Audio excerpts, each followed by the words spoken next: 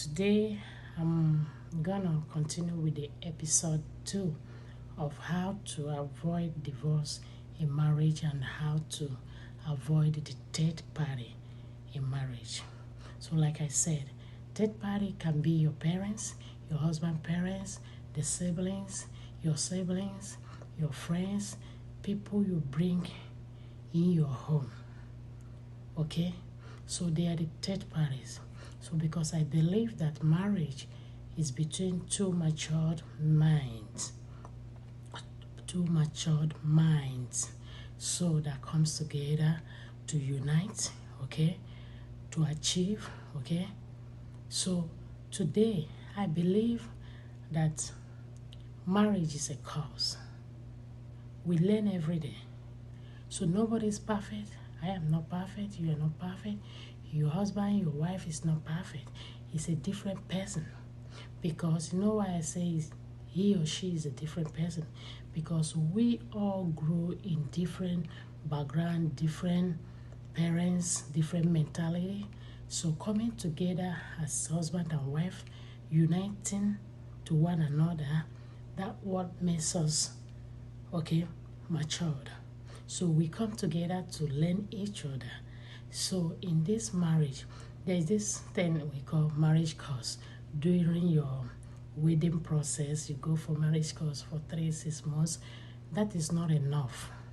Marriage is a course. You learn every day, okay? You understand each other. You see the ups and downs of this person. You see the ups and downs in the other person.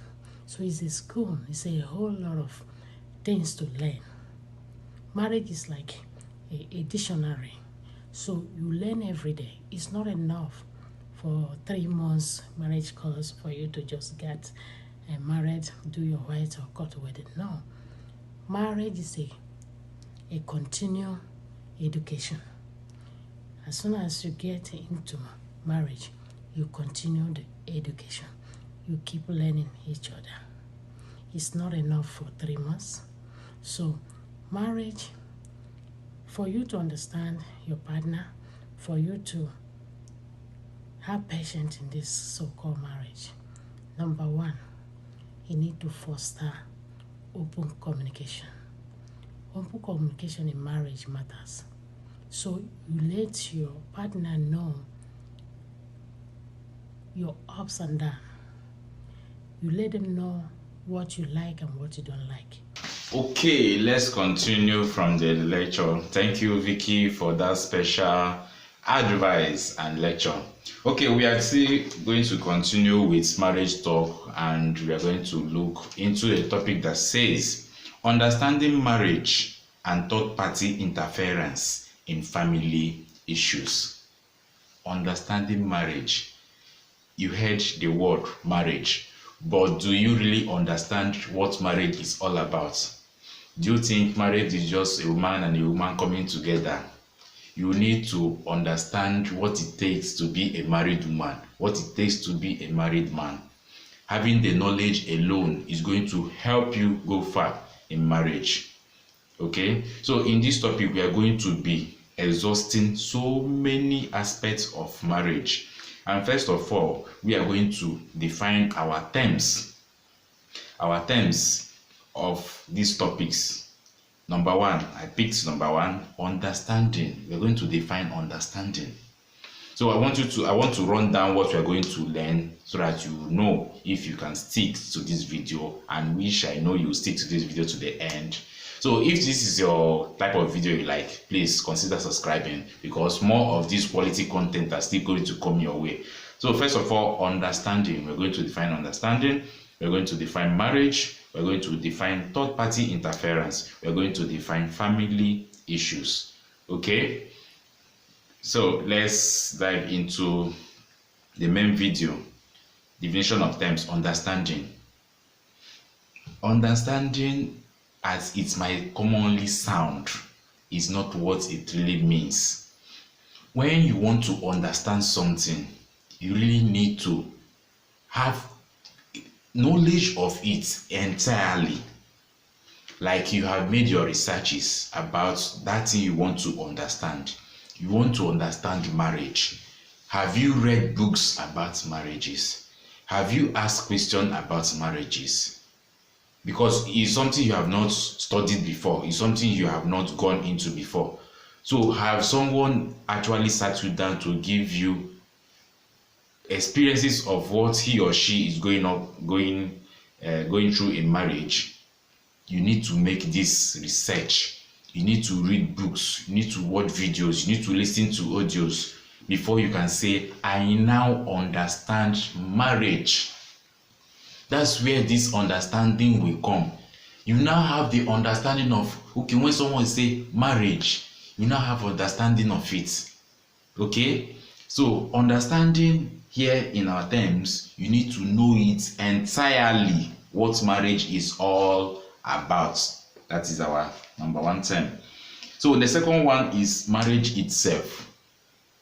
Marriage is a union of a man and a woman. Underline that word, union. Union means they are coming together to form one family. One, two people, two separate people coming together to become one, to form one family. That is marriage. It's not just coming to live under one roof, but understanding comes again, understanding the attributes of coming together, what it takes to stay together and stay peacefully. That is where understanding comes in. So, having said that, now let's look at the third term I marked out, this, which is third-party interference. Third-party interference is not just your mother-in-law or your father-in-law, or your sister-in-laws or your brother-in-laws. In this my lecture, I have a list of things that will act as a third-party interference. There are 10 of them here. I'm going to read it out. Interference means things that can break peace in your home. Things that when they are mentioned, when they act, you know that there won't be any peace in this marriage. Third-party interference. It mustn't be somebody. It mustn't be your mother-in-law. It mustn't be your father-in-law. There are things that act like interference that can interfere in your marriage, and your marriage will scatter. And there will not be any peace in your marriage. I have it here. So having said that, let's look at the last of our terms here, family issues. What are the family issues? Family issues might be positive, it might be negative. Now, we are looking at both of them, okay? We are not going to concentrate on negative or positive. So, family issue in definition is the activities that goes on in a marriage. The activities that goes on in a marriage. That's the family issue. And remember, once you people are together, a man and a wife comes together, is now marriage, is now a family too. Okay, so the activity of both of you are now family issues. Okay, which is supposed to be for two of you, not for any other person, not for any other activity that's supposed to interfere and spoil the marriage. Okay, so now I have list of things that can interfere or that can act as an interference, as a third-party interference in your marriage, and you will know that there won't be any peace in your marriage. So I'm going to list out all the 10 things I have here that can act as a third-party interference. I know the common ones you know is your mother-in-law, your father-in-law, your sister-in-law, and your brother-in-law. But today, we are going to look in another dimension, things that you might not even imagine that can be third-party interference in your marriage. Remember, they are third-party interference because they have the ability to scatter your marriage. Okay, so I want to call it out, then we can now explain one after the other. Number one here is lack of children in the marriage. Don't worry, I will explain. Number two, having a favorite child. Having a favorite child. Number three, friends. Number four, father-in-law and mother-in-law and other members of the family. This is just the only common one people know. Okay, let's go ahead. Distance. Distance. Are you shocked? Distance can also act as a third-party interference in a marriage. Okay. The sixth one, lack of money. Of course, you know now, lack of money. The seventh one, lack of feeling for each other. Heavy topic. Heavy topics. Okay. Number 8 is job. Your job, your spouse's job. Number 9, drunkenness. Drunkenness. The last one, but not the least, not understanding marriage. Not understanding marriage. That's the last one. Okay, let's take it one after the other. Lack of marriage, lack of children in the marriage. Any marriage that lacks children is likely, I'm not saying certainly, it is likely to be shaken. Because I have seen some situations where a couple don't have a child yet, and the man is not worried, and the woman is worried. Okay, so when the woman will ask the man, let's go to hospital and see what is wrong with us, the man will say, we are okay, let's wait for God's time. At some point, the woman was worried that either the husband has a child outside the marriage, or the husband doesn't understand that they need a child at home. This started to bring quarrel in the family. At some point, they were thinking of divorcing. Have you seen how childlessness became a third party in this marriage? There are better ways to handle childlessness in a family. Number 1, you need to understand the plight of the man and the plight of a woman. The woman needs to understand the man, and the man needs to understand the woman.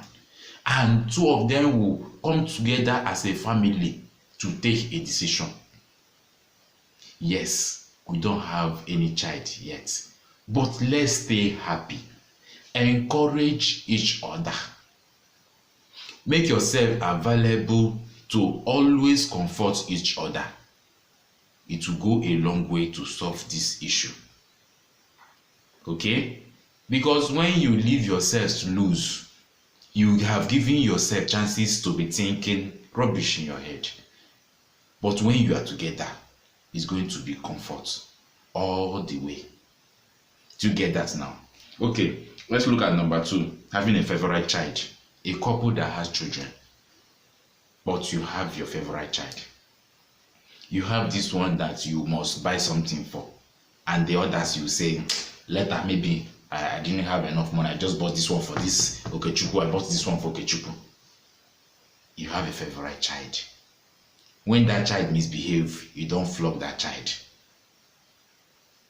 And you think your wife will not start to develop love or hatred for that child. Indirectly, at some point, your wife or your husband might see that this is becoming too much, and he or she will not be comfortable with it again. In the other way around, he or she might also pick a particular child, your children, and have as favorite too. Are you not scattering your marriage? Are you not scattering your family? Your children should have equal love. Your children should share equal attention. Don't have a favorite child. It might disturb your marriage. Okay? Love them equally. When you don't have money to buy something that will go around for all of them, don't buy. If you don't have the habit of sharing with them or encouraging them to share with each other, don't buy that thing that will cause quarrel. No, don't buy it. Okay? So now let's look at friends. Of course, this is just a simple one. When you have issue in your home, you call upon your friend, you seek advice from your friend. I know you might be asking me, who will I seek advice from? That's why you have someone like your sponsors in marriage, people you look up to. Okay? You will say they are a third party. Yes, to some extent, they are third parties. But remember, it's not just any issue you take to them. It is an issue that you have tried to handle. It is an issue that you have prayed over. It's an issue that you have tried to be humble about. It is an issue that it has getting up to here. You can't do any other thing than to take it out to your sponsors, than to take it out to your pastor. Okay? That's the issue you take to them. But don't take to your friends.